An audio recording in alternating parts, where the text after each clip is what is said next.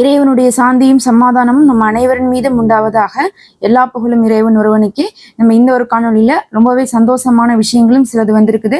அதை குறித்து பார்க்கலாம். அதாவது இதுவரையும் ஹமாஸ் வைத்த நிபந்தனையை இப்போது அமெரிக்கா தரப்புல இருந்து ஒத்துக்கிட்டதாக இப்ப அவங்க சப்மிட் பண்ண போறாங்க. அதுல அவங்க சொல்றாங்க, நிரந்தர போர் நிறுத்தத்தை நாங்க கொண்டு வருவோம் அப்படிங்கக்கூடிய விஷயங்கள் அதுல இருக்குது. அது ஹமாஸ் தலைவரும் இப்போது வரவேற்றிருக்காங்க. எங்களுக்கு சந்தோஷம் தான் இப்படி ஒரு முடிவை நீங்க எடுத்திருக்குதுன்னு சொல்றாங்க. அதை குறித்து பார்க்கலாம். இரண்டாவது பார்த்தா, அதே நேரத்தில் அது நடக்கிற வரையும் மற்ற தாக்குதலானது தொடர்ந்து நடந்து கொண்டுதான் இருக்குது. நேற்று கடுமையான துப்பாக்கி சூடு நடந்திருக்கு. அதை குறித்து தகவல் பார்க்கலாம். அதுக்கப்புறம் ஹவுதீஸ் வச்சு செஞ்சிருக்காங்க செங்கடல்ல வந்த கப்பல்களை எல்லாம். அதை பத்தி அப்துல் மாலிக் அவர்களே ஹவுதீஸுடைய தலைவர் அறிவிச்சிருக்காரு. அதுல அவர் என்ன சொல்லியிருக்காருன்னா பார்த்தா, இப்ப அந்த அமெரிக்கா கூட்டணியோட நிலைமை எந்த அளவுக்கு மோசமா போயிருக்குன்னு நம்ம தெரிஞ்சுக்கலாம். அது மட்டும் இல்ல, ஹிஸ்புல்லாவுடைய தாக்குதலை பத்தி நம்ம முதல்ல ஒரு வீடியோ பார்த்தோம். தொடரணிகளை தொடர்ந்து தாக்கியிருப்பாங்க, ஆயுதம் ஏந்தி வந்த வண்டியை தாக்கியிருப்பாங்க. அது இல்லாம தற்போது இன்னும் சில தகவல்கள் வந்திருக்கு அவங்களுடைய தாக்குதல் சம்பந்தமாக. அதை குறித்து பார்க்கலாம். அனைத்தையும் ஒரு தொகுப்பாக பார்க்க போறோம். தொடர்ந்து செய்திகளை பெற்றுக்கொள்ள மறக்காம சப்ஸ்கிரைப் பண்ணிக்கோங்க. எப்ப ஐசிஜேல இஸ்ரேலுக்கு எதிராக வழக்கு கொடுத்தும் கூட தீர்ப்பு கிடைக்கலையோ அப்பவே ஹவுதீஸ் அறிவிச்சிட்டாங்க, இனி நாங்க செங்கடல்ல அந்த தீர்ப்பை கொடுப்போம், அங்க கிடைக்காத தீர்ப்பெல்லாம் நீங்க செங்கடல்ல பெற்றுக்கொள்ளலான்ட்டு அதுக்கு தகுந்த மாதிரிதான் செங்கடல்ல, இந்திய பெருங்கடல்ல, ஏடன் வளைகுடால எல்லாம் சரியான தீர்ப்பை கொடுத்து வந்துட்டே இருக்காங்க. அதுலயும் நேற்று பார்த்தா அள்ளி தெளிச்சிருக்காங்க தீர்ப்புன்னு சொல்லலாம். IMSC டேவின் அப்படின்னு சொல்லக்கூடிய இஸ்ரேலை சேர்ந்த ட்ரோன்களை வச்சும் கப்பல் எதிர்ப்பு ஏவுகணை வைத்தும் தாக்குதல் நடத்தியிருக்காங்க. அது மட்டும் இல்லாம என்ன பண்ணிருக்காங்கன்னா, இஸ்ரேலையும் நேற்று தெற்கு இஸ்ரேலை குறிவச்சு தாக்கியிருக்காங்க. வெற்றிகரமாக அந்த தாக்குதலானது எங்களுக்கு நடந்திருக்குது அப்படின்னு சொல்லிட்டு அப்துல் மாலிக் அவர்கள் அறிவிக்கிறாங்க. இப்ப மறுபடியும் பார்த்தா ஹவுதிகள் அவங்களுடைய தாக்குதலை அதிகப்படுத்தியிருக்காங்க. காரணம் என்னன்னா, இவங்க ரஃபாவை தாக்குறாங்க அப்படிங்கறனால, இவங்க தரைவழி தாக்குதலுக்கு போக போறாங்கிறனால ஒரு பக்கம் ஹிஸ்புல்லாவும் இன்னொரு பக்கம் ஹவுதீஸும் தாக்குதலை அதிகப்படுத்தியிருக்காங்க. இதை பத்தி அப்துல் மாலிக் என்ன சொல்றாருன்னா, காசாவுடைய மக்கள் தொகையில 6% அளவுக்கு இனப்படுகொலையை இந்த இஸ்ரேல் ராணுவமானது செஞ்சிருச்சு. அப்படின்னு என்னன்னா, இப்ப 100 பேர் இருக்காங்க, 100ல 6 பேர் இறந்துட்டாங்கன்னு அர்த்தம். அந்த மாதிரி சொல்றாங்க. 6% மக்களை கொன்னுட்டாங்க. இந்த நூற்றாண்டுடைய மிகப்பெரிய இனப்படுகொலைன்னு சொன்னா அது நம்ம காசாவுடைய போரை மட்டும் தான் சொல்ல முடியுங்கிறாங்க. எல்லா விஷயத்திலுமே இவங்க இனப்படுகொலை செஞ்சுட்டாங்க. எந்த விஷயத்தை தான் விட்டு வச்சாங்க? புதைக்குழியில பார்த்தா அங்க மருத்துவமனை கிட்ட அத்தனை பிணைகள் கிடக்குது, குழந்தைகளை கொன்னாங்க, கல்லூரிகளை அழிச்சாங்க, எல்லாத்தையுமே இனப்படுகொலை தான். எல்லாமே தொண்டு நிறுவனத்தை அழிச்சாங்கன்னு சொல்லிட்டு இவங்க செஞ்சு வச்சிருக்கிறது எல்லாமே இனப்படுகொலை தான் சொல்லிட்டு இவங்களுக்கு எல்லாம் யார் சப்போர்ட் பண்றாங்கன்னா, இந்த அமெரிக்கா தான் சப்போர்ட் பண்ணுது. அந்த அமெரிக்கா தான் இருக்கிறதுலே ரொம்ப மோசமான பயங்கரவாதி. அந்த கூட்டாளி இருக்கிறானே, அந்த கூட்டாளி தான் அந்த கூட்டாளிக்கு தான் இதுல நேரடியான பங்கு இருக்குன்னு சொல்லிட்டு அவன் மட்டும் இல்லாட்டினா இவனால ஒண்ணுமே பண்ண முடியாது. இஸ்ரேல் ஒண்ணுத்துக்குமே லாக்கி இல்ல, அரை நாள் கூட இந்த போரை தாக்கு பிடிச்சிருக்க மாட்டாங்க. ஆனா அந்த கூட்டாளியின் காரணமாகத்தான் இந்த போரானது போய் கொண்டிருக்குது. நாங்களும் என்ன பண்ண மாட்டோம், உங்களை விட மாட்டோம்னு சொல்லிட்டு இதுவரையும் என்னதான் போர்லாம் நடந்தாலும் எல்லாரும் இஸ்ரேலை அடிச்சுட்டு இருந்தா, ஹவுதீஸ் மட்டும் யார் அடிச்சுட்டு இருக்காங்க? அமெரிக்காவும் சேர்த்து தான் அடிச்சுட்டு இருக்காங்க. ஏன்னா அவங்களாம் தான் கூட்டாளியா இருக்கிறாங்க. அவங்க தான் ப்ராஸ்பெரிட்டி கார்டியன்னு சொல்லி அங்க ஒரு கூட்டணியை போட்டு போய் இருந்தாங்க. இப்ப என்ன சொல்றாங்கன்னா, அந்த கூட்டணி எந்த அளவுக்கு நாங்க கலைச்சிருக்கோம் தெரியுமா? அவங்க அங்க இருந்தும் கூட 80% அளவுக்கு அவங்களுடைய சரக்கு கப்பல் அந்த பக்கம் போறது இல்லைன்னு சொல்றாங்க. 80% சரக்கு கப்பல் போலேன்னா அப்புறம் எதுக்கு அங்க போய் அவங்க இருந்தாங்க அப்படிங்கக்கூடிய பெரிய கேள்வியே வருது. அமெரிக்கா அங்க போய் இருந்து அங்க ஒரு 100 கப்பல் போயிட்டு இருந்துச்சு, அமெரிக்காவுடைய கப்பல் அப்படின்னா, அந்த 100 கப்பலுக்கு, அந்த சரக்கு கப்பலுக்கு பாதுகாப்பு கொடுக்கறதுக்கு இவங்க போயிருந்தாங்க போர்க்கப்பலோட. ஆனா இப்ப இந்த 100 கப்பல் என்ன ஆயிருக்குன்னா, 80 கப்பல் அந்த பக்கம் போறதே இல்லைன்னு சொல்றாங்க. ஒரு எண்ணிக்கைக்காக நம்ம சொல்றோம். அந்த அளவுக்கு 80% என்ன இருக்குன்னா, அந்த பக்கம் சரக்கு கப்பலே அமெரிக்காவை சேர்ந்தது போறது இல்ல. அமெரிக்காவுடைய போர் கப்பல் இருந்தும் அவர்களுக்கான மரியாதை அவ்வளவுதான் அப்படிங்கிறதை இவங்க சொல்றாங்க. அது மட்டும் இல்ல, அமெரிக்காவுக்கு பின்னாடி வந்த எல்லாருமே ஓடிட்டாங்க. பிரிட்டானியாவுடைய போர்க்கப்பல் பின்வாங்கினதை தொடர்ந்து பிரிட்டானியை சேர்ந்த எந்த கப்பலுமே இப்ப வர்றதில்ல. இவங்களுக்கு பெரிய பொருளாதார நஷ்டம், இவர்களுக்கு பெரிய பொருளாதார நஷ்டம் ஏற்பட்டிருக்கு. அதுலயும் இஸ்ரேலுக்கு பார்த்தா ஈழத்துறைமுகமே இழுத்து மூடிட்டாங்கன்னு தான் சொல்லணும்னு சொல்லிட்டு, ஆனா இதெல்லாம் நாங்க தொடர்ந்து செஞ்சுட்டு தான் இருப்போம். எது வரைனா நீங்க அங்க சுதந்திரத்தை அறிவிக்கிற வரையும், தாக்குதலை நிறுத்துற வரையும்னு சொல்லியிருக்காங்க. ரஃபாவை நீங்கள் தாக்கினால் அடுத்த கட்டமாக இன்னும் அதிகப்படுத்தப்படும்னு சொல்லியும் இவர்கள் அப்துல் மாலிக் அவர்கள் சொல்லியிருக்காங்க. இவங்க இப்ப பார்த்தா அடிக்கடி மறுபடியும் என்ன பண்ணிருக்காங்கன்னா, அறிக்கை விடுக்க ஆரம்பிச்சிட்டாங்க. ஏன்னா ரஃபால தாக்குதல் நடத்த போறாங்க அப்படிங்கறக்காக இவங்க எல்லாம் இப்ப அலர்ட் ஆகி இப்ப எல்லாருமே அதிகப்படுத்திட்டு இருக்காங்க. இந்த நிலைமையில இஸ்ரேல் இப்ப என்ன முடிவு எடுத்துட்டு இருக்குன்னு பாத்தீங்கன்னா, இஸ்ரேல் என்ன பண்ணிட்டு இருக்காங்கன்னா, ரஃபாவை தாக்குவோம், எப்படி தாக்கலாம் அப்படிங்கறத அவங்க முயற்சி பண்ணிட்டு இருக்காங்க. இந்த நிலைமையில தான் பார்த்தா இது அமெரிக்காவுக்கும் பிரிட்டானியாவுக்குலாம் பெரும் பிரச்சனையா மாறிட்டு இருக்கு. நம்ம காலையில் வீடியோலயே சொல்லியிருப்போம், அமெரிக்காவுடைய காலேஜ்ல இருந்து என்ன பண்றாங்க, போராட்டம் ஆர்ப்பாட்டம் பண்றாங்கன்னு சொன்னோமா. இப்ப அடுத்த கட்டத்துக்கு போய் பிரான்ஸ், இட்டாலி எல்லாத்துலேயுமே என்ன பண்ண ஆரம்பிச்சிட்டாங்கன்னா காலேஜில் நம்ம வந்து போராட்டம் பண்ணலாம்னு சொல்லிட்டு முடிவு பண்ணிட்டாங்க. அமெரிக்காவில் மட்டுமே 38 யூனிவர்சிட்டியை சேர்ந்தவங்க ஆர்ப்பாட்டம் பண்ணிட்டு இருக்காங்களாமா. அப்படின்னா எவ்வளவு ஒரு பெரிய கூட்டமாக இருக்கும். அங்க 38 யூனிவர்சிட்டியே வந்து ஸ்தம்பித்து போயிருக்குன்னா, இதே வேலை இத்தாலி, பிரான்ஸ், இன்னும் சில நாடுகள், முக்கியமா ஐரோப்பிய நாடுகள் எல்லாமே ஆரம்பிக்க போறாங்களாமா.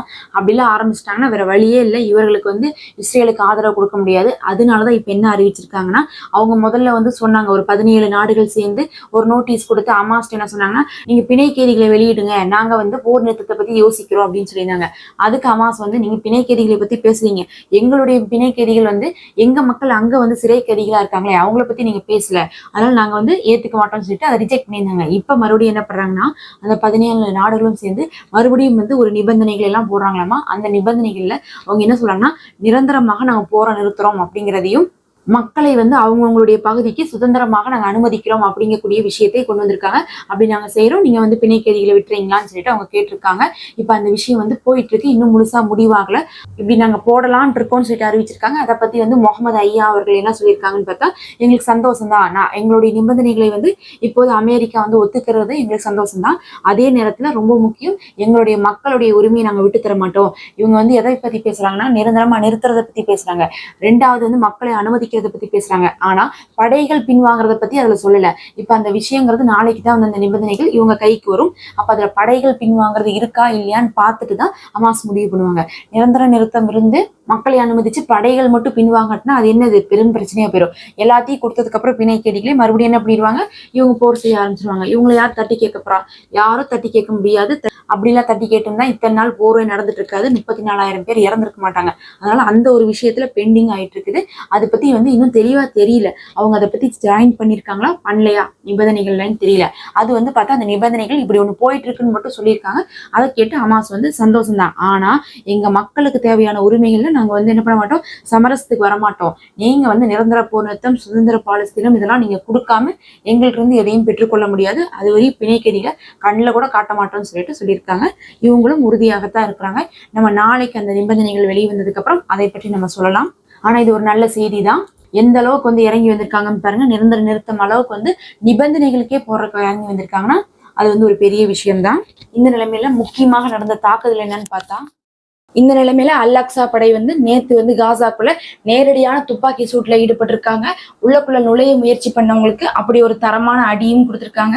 வடக்கு காசாவில போதுமான உணவு வர்றதே இல்லைன்னு சொல்லிட்டு நேத்து வந்து காசால இருந்து ஹமாஸ் அமைப்பினர் ஒரு குற்றத்தையும் முன் வச்சிருக்காங்க. இறுதியாக ஒரு விஷயம் பார்த்தா, மஸ்ஜிதுல் அக்ஸா நேற்று ஜும்மாவுடைய நாளாக இருந்துச்சு. நமக்கு தெரியும் ஜும்மாவுடைய நாள் வந்துட்டாவே அவங்களுக்கு பைத்தியம் பிடிச்சி போயிடும் சொல்லிட்டு உடனே என்ன பண்ணிடுவாங்க, போய் அங்க கேட் எல்லாம் சாத்தி உள்ள தொழுக வரவங்க எல்லாம் தொழுக விடாம பண்றதா இவங்களோட வேலை. இதைதான் வந்து என்ன பண்ணிட்டு இருக்காங்க, 3 மாசமா நாமளும் சொல்லிட்டு இருக்கோம். ஒவ்வொரு வார வெள்ளிக்கிழமை இதைதான் பண்ணாங்க. அதே மாதிரி வந்து ரமலான் வச்சு, ரமலான்ல என்ன பண்ணாங்க, தொழுகவே விட மாட்டோம்னு பெரிய இம்சையெல்லாம் பண்ணாங்க, கேட்டே திறக்க மாட்டோம்லாம் செஞ்சாங்க. அதுக்கப்புறம் இவங்க போய் தொடர்ந்து ஆர்ப்பாட்டம் பண்ணி எதையும் கண்டுக்கல. இவங்க பாட்டு டெய்லி நோன்பு திறக்கிறதுக்கு போனாங்க, நைட்டு தராவிக்கு தொழுகைக்கு போனாங்க. அதுக்கப்புறம் என்னாச்சுன்னா வேற வழி இல்லாம விட வேண்டிய நிலைமை வந்துருச்சு. இந்த நிலைமையில நேத்து மறுபடியும் என்ன பண்ணிட்டாங்க, ஜும்மாவை முன்னிட்டு போய் தடுங்கல் பண்ணியிருக்காங்க. நிறைய பேர் வியாழக்கிழமை மக்ரீப்ல இருந்தே வந்து உள்ள போய் அமல் சேர்க்க ஆரம்பிச்சிட்டாங்க. நேற்று வந்தவங்கள வந்து என்ன பண்ணிருக்காங்கன்னா 50 வயதுக்கு மேற்பட்டவங்களை மட்டும்தான் உள்ள விட்டுருக்காங்க. ஆயிரக்கணக்கான மக்கள் வந்து அப்பயும் உள்ள வந்து தொழுதுருக்காங்க, 50 வயசுக்கு மேல இருந்தவங்க. அது இல்லாம நிறைய மக்கள் வந்தவங்கள வந்து அடிச்சே விரட்டி இருக்காங்க. அதுவும் அசுத்தமான தண்ணி இருக்குமே, அந்த தண்ணீரை பீச்சி அவங்களையெல்லாம் வந்து கூட்டத்தை வந்து கலைச்சிருக்காங்க. இவங்க இதெல்லாம் பண்றது பத்தாதுன்னு சொல்லிட்டு செட்லஸையும் கொண்டு வந்து விட்டு அவங்க கையில துப்பாக்கி எல்லாம் கொடுத்து ஆயுதத்தெல்லாம் கொடுத்து நீங்களும் யாரெல்லாம் என்ன பண்ண முடியுமோ அவங்கள பண்ணிக்கோங்கன்னு சொல்லிட்டு நேற்று அந்த அராஜகத்திலையும் ஈடுபட்டிருக்காங்க. நம்ம தான் சொன்னோமே, இப்ப 2-3 நாளா அங்க ஃபங்க்ஷன் போயிட்டு இருக்கு, அவங்களை சார்ந்த ஃபங்க்ஷன்ட்டு. அந்த ஃபங்க்ஷன் இப்ப முடிஞ்சிருக்குது. முடிஞ்சிருந்த நிலைமையில கூட நேற்று இவங்களை வந்து உள்ள விடாம தடுத்திருக்காங்க. உள்ள வந்த யூதர்கள் நிறைய பேர் இருந்திருக்காங்க. இந்த நிலையில தான் இப்ப ஹமாஸுடைய தலைவர் இஸ்தான்புல்ல இருந்து காலித் ஹையா அவர்கள் வந்து பேசியிருக்காங்க. அவங்க என்ன சொல்றாங்கன்னா, நாங்க எப்ப வேணா ஆயுதங்களை துறக்கறதுக்கு தயாரா இருக்கோம் அப்படிங்கிறாங்க. ஆயுதங்களை துறக்கறதுக்கு தயார்னா இப்ப போராளி குழுவாக இருந்து ஆயுதத்தை வச்சு சண்டை போட்டுட்டு இருக்காங்களா, நாங்க ஆயுதத்தெல்லாம் விட்டுறோம். எப்பன்னா நீங்க வந்து நிரந்தர போர் நிறுத்தம் வர்ற வரையும் தான். நீங்க இப்ப ரஃபாவை தாக்குறேன்னு சொல்லிட்டு இருக்கும்போதெல்லாம் நாங்க வந்து என்ன பண்ண முடியாது, உங்கள்கிட்ட சமரசமா போக முடியாது. நீங்க வந்து போர் நிறுத்தத்தை வந்து நிரந்தரமா கொண்டு வாங்க, பிணை கைதிகளை நாங்க கொடுத்துட்றோம், ஆயுதத்தை விட்டுறோம். யாரெல்லாம் இப்ப ஆயுத குழுவா இருக்காங்களோ அவங்கள நாங்க என்ன பண்ணிடுறோம்னா காசாவுடைய ராணுவமா மாத்த போறோம் அப்படின்றாங்க. அதாவது எப்பயுமே ஒரு நாடு சுதந்திரம் அடையறதுக்கு முன்னாடி இருக்கக்கூடிய போராளி குழுல என்ன பண்ணுவாங்கன்னா அவங்களாம் சுதந்திரத்துக்காக போராடுவாங்க. கடைசியா சுதந்திரம் கிடைச்சதுக்கு அப்புறம் அவங்களை கௌரவிக்கக்கூடிய விதமாக என்ன பண்ணிடுவாங்கன்னா அந்த நாட்டுடைய ராணுவமா மாத்திடுவாங்க. அந்த மாதிரி அல் கசாமு, அல் குத்தூஸ், என்னென்ன போராளிகள் அமைப்பு இருக்கோ அது அத்தனையுமே நாங்க என்ன பண்றோம்னா இந்த நாட்டுடைய ராணுவம் மாத்திடுறோம். அதுக்கு என்ன வேணும், நீங்க முதல் சுதந்திரத்தை கொடுக்கணும். சுதந்திரமா ஒரு நாடு இல்லாம எப்படி ராணுவமா மாத்த முடியும்? மாத்த முடியாது. அததான் அவங்க இன்னைக்கு சொல்லியிருக்காங்க, நீங்க முதல்ல நிரந்தர போர் நிறுத்தத்தை அறிவிங்க. அதுக்கு என்ன சொல்றாங்கன்னா ஒரு 5 வருட கால திட்டம்னு ஒண்ணு சொல்றாங்க. ஏன்னா இப்ப இன்னைக்கு நாளைக்கே அறிவிச்சு நாளானில இருந்து பாலஸ்தீன் சுதந்திர நாடாக மாறிடாது. இது எப்படி ஆகும்னா ஒரு 5 வருஷமாவது ஆகும். பிணை கைதிகள் எல்லாம் மீட்டு கொடுக்கணும். அதுக்கப்புறம் ஒட்டுமொத்த படையும் வெளியேறணும். அழிச்சது எல்லாத்தையும் மறுபடியும் கட்டி கொடுக்கணும். இதெல்லாம் பண்ணி கொஞ்சம் கொஞ்சமா ஸ்டெப் பை ஸ்டெப்பா நடந்து கடைசியாக என்ன ஆகும்னா முழுக்க முழுக்க சுதந்திர பாலஸ்தீனமா மாறும். ஆனா முதல் நாள்ல இருந்து அறிவிக்கப்பட்ட முதல் நாள்ல இருந்து தாக்குதல் நடக்காது. இவங்களுக்கான உரிமைகள் கொடுக்கப்படும். அப்படியே ஆரம்பிச்சு 5வது வருஷம் வரும்போது ஒரு 5 வருஷத்துக்குள்ள முழுசா நிறைவேறி ஒட்டுமொத்தமா இஸ்ரேலுக்கும் பாலஸ்தீனத்துக்கும் சம்பந்தம் இல்லை அப்படிங்கக்கூடிய அளவுக்கு மாறும் நிலைமை. அததான் அவங்க சொல்றாங்க, நீங்க அப்படி ஒரு நிபந்தனைக்குள்ள வாங்க. நீங்க தான் எங்களை அழிச்சிருவேன்னு சொன்னீங்களே, இப்ப அழிச்சிட்டீங்களா? அழிக்கல இல்ல, இப்ப அழிக்காட்டினா அடுத்தது என்ன?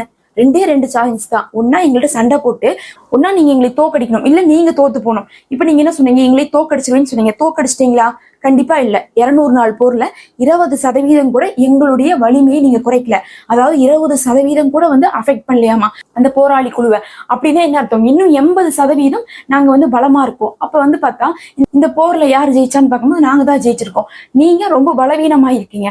அப்ப நீங்க சொன்ன மாதிரி இல்ல, நீங்க ஜெயிக்கல, நீங்க தோத்து போயிருக்கீங்க. இப்ப தோத்து போனா நீங்க என்ன பண்ணும்? நீங்க அந்த தோல்வியை ஒத்துக்கிட்டு எங்களுக்கு அந்த ஜெயிச்சதுக்கான பட்டத்தை கொடுக்கணும்ல, நீங்க சுதந்திரத்தை கொடுக்கணும்லன்னு சொல்லிட்டு அவங்க கேக்குறாங்க. அதுதான் அவங்க சொல்றாங்க, எல்லாத்துக்கும் ஒரு முடிவு இருக்கணும்ல, அந்த முடிவை சொல்லுங்க அப்படின்னு சொல்லிட்டு ஹமாஸ் தலைவர் கேட்டிருக்காங்க. நீங்க தர்ற வரையும் நாங்க போராடி கொண்டுதான் இருப்போம்னு சொல்லி அவங்களுடைய உரையும் அவங்க முடிச்சிருக்காங்க.